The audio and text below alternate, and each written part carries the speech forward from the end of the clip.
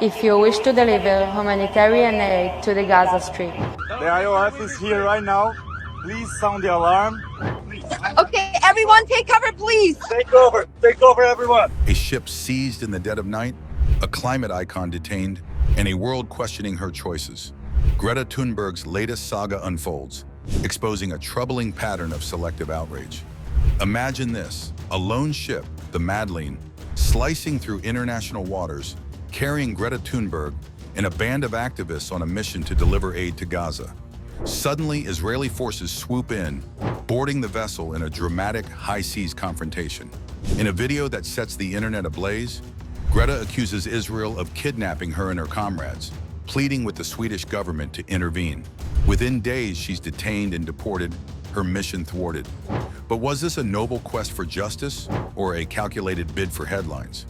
Greta Thunberg burst onto the global stage as a teenager, her solitary climate protests outside Sweden's parliament igniting a movement. Her fiery speeches at the United Nations and relentless activism earned her accolades, from Nobel Peace Prize nominations to Times Person of the Year. Yet her focus has shifted.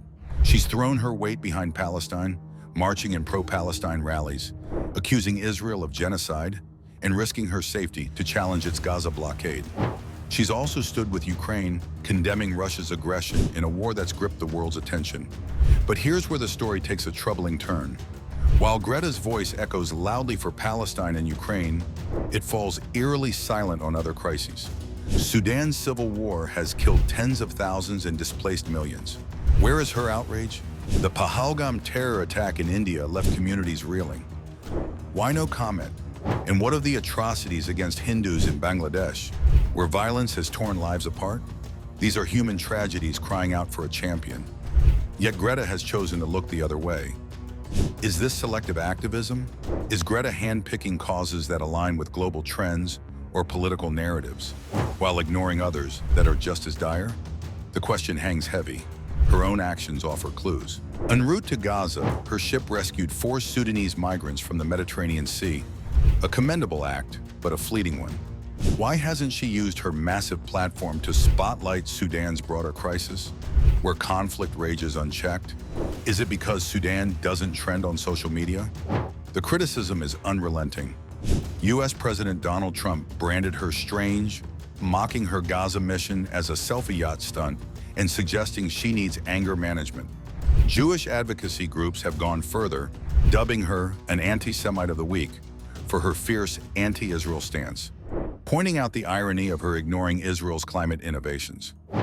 Even commentators argue her activism is more about fame than facts, flitting between causes without depth. Greta, undeterred, doubles down.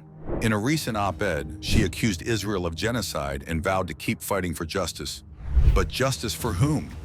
Her solidarity with Baloch women in Pakistan shows she can speak on lesser-known issues when she chooses. So why not Sudan? Why not Pahalgam? Why not Bangladesh? As Greta was escorted from Israel, the world watched, and the debate raged. Is this a pivotal moment for her? Will she expand her activism to embrace all suffering, or continue to cherry-pick her battles? Activism demands consistency, not convenience. It's about amplifying the voiceless, no matter where they are.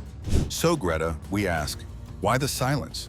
Why champion some causes while others languish in the shadows? The world is waiting for answers, and it's demanding more than the selective compassion.